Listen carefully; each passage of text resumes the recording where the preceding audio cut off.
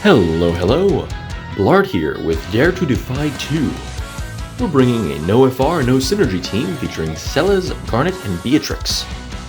You'll notice it's very similar to the team that we brought to the Ursula Lost chapter, but made a couple tweaks here and there to the calls and composition. We have Celes tagging in for Auron, and the calls are just a little bit more, I think, optimized, as is the strategy. Before we get too deep into it, be sure to hit that like button, hit the subscribe button if you haven't already, ring that notification bell, and leave a comment down below. Let me know what you think about the fight, about the team, the crazy heat wave we've been having up here in Jersey. It's been like 90 degrees plus like every day this week. Jesus, brutal stuff. Anyway, you'll see we're opening with the Garnet BT phase this time. The reason being, Garnet isn't really here for her personal damage. And I noticed last time, we chewed through most of her gold frame buff in her BT phase. And it's kind of a waste because we're not using her for her on-turn damage.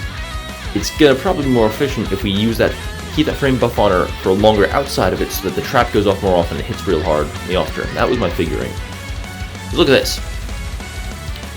A lot of that I think is due to Celes being here instead of Auron, meaning that we have that sweet blue armor raising the HP cap, along with Celes having that kind of personal HP damage up. Or not personal, but party aura HP damage up as opposed to the debuff. Not that I think it matters that much. Anyway, this is a slightly less efficient team than Auron. Auron just kind of dominates this fight if you've invested into him. But I wanted to save him for a more challenging and difficult fight in the future because he's so good. And Celes does a fine job here replacing him. You also see now with Celes instead of Auron, Beatrix just absolutely hits like a truck without EX. And even Garnet's dealing a lot more damage. Again, blue armor not being a personal blue armor like Auron's. Celes, as a party blue. It adds up. Hey, million damage EX. You love to see it.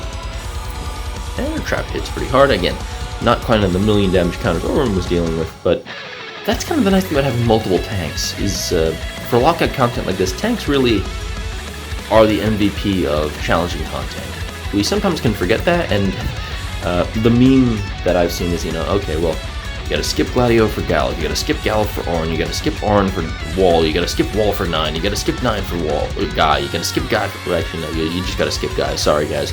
And in reality, the reality of the situation is, if you have like 2 or 3 tanks, no matter which one's like strongest, in lockout content you're gonna be eating because, you can slot Celes in, and then you can slot Gladio in here and there, and you can slot Auron in where he's needed, and that just makes life a lot easier. Because tanks really are kind of the secret to stress-free runs, I find.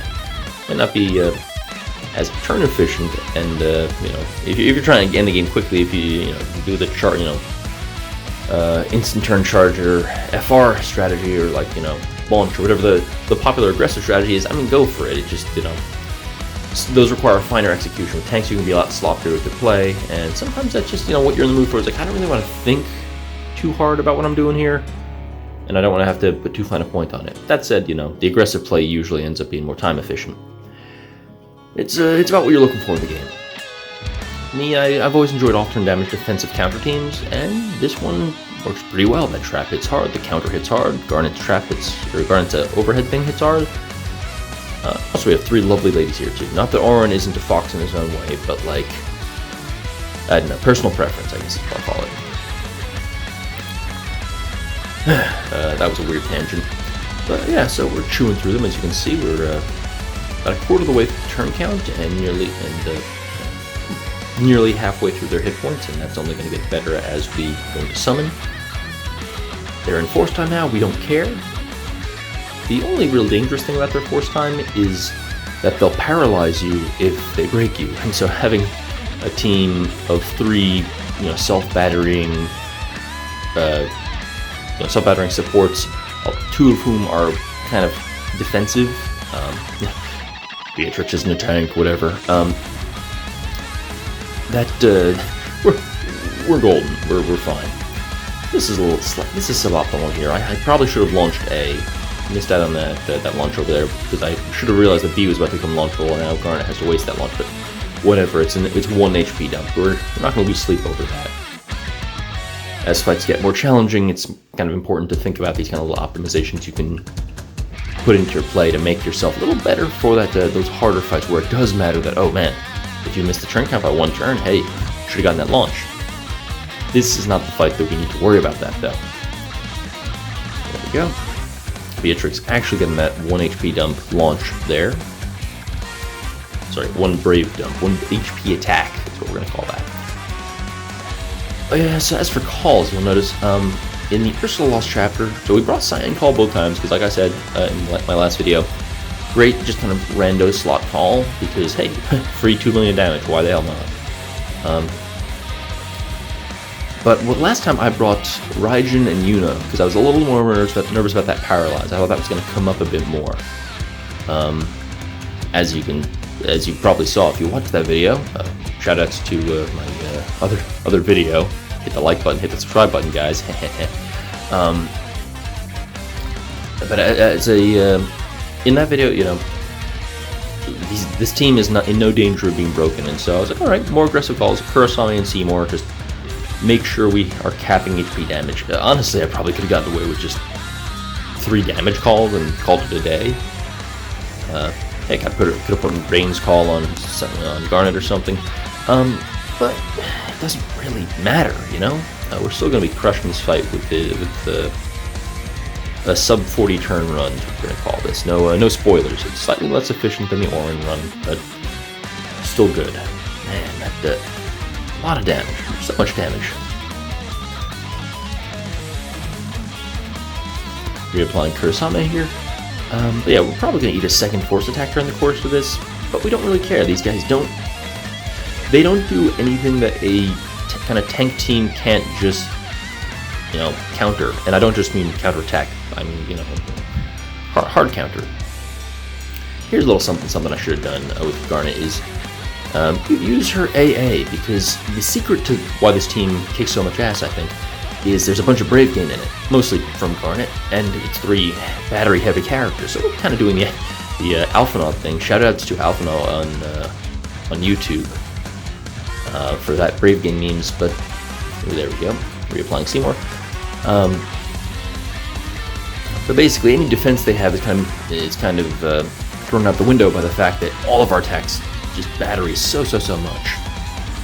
And since Garnet has Brave Gain in her AA, that just adds a little bit more damage to what we're doing. We're trying to stay in the Aqua stance for that reason. But yeah, we're basically just capping everything. It's you know, real cozy, real comfy. Much as I said with the Auron run, if you're looking for a no FR team to use, this is a very cozy one you can use. I mean, hey, maybe you'll want to use Garnet in a later stage, and if that ends up being the case, if Garnet ends up being useful somewhere else, we may need to address that somehow. You can use another Brave Gain unit probably. Ishnola probably works pretty well in her place. Kieran probably works pretty well, but I haven't tried those. But yeah, like I said, Beatrix, Celes/Auron, and Garnet have just crushed this stage, as have many other teams that I've seen. I'm seeing a lot of Edge, a lot of Realm.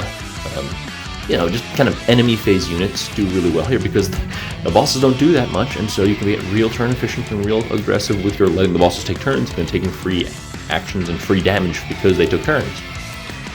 Nearly 2 million damage on a Celes EX. You love to see it. So what I'm trying to do now, real quick, is I have Bahamut Summon queued up. So what I want to do is put Beatrix in the position we are now, where I wanted to use her EX, so her EX gauge is at the lowest it will be, so that on her turn, on Celes' turn, now that she's also used her EX, we can Bahamut and instantly charge both her EX buttons.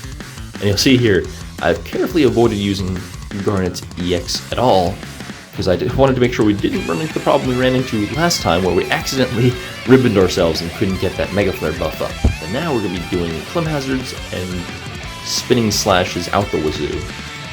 That is a lot of damage. Yeah, Beatrix EX is so good. Can't wait for Beatrix ER, but FR, Beatrix FR, ER, that's a show. Beatrix ER sounds like almost, I don't know, like some kind of like a legal drama, medical drama type deal. We're gonna, that kind of got away from me. So we're gonna real quick use Garnet's EX here. Why do we do that? Oh yeah, because Beatrix, we noticed during Bahamut, The one problem with me not using Garnet's EX is that the plus version, it fell down to the plus version. Anyway, there we go. Quite handy thrashing of this stage. Another perfect, there we go. That's 2 Dare to Defy out of the way. Oh, let me know if you want to see the first one. It's just the Excalibur Lightning Leo selfie run. That's, but yeah, let me know if you want to see that. Adios.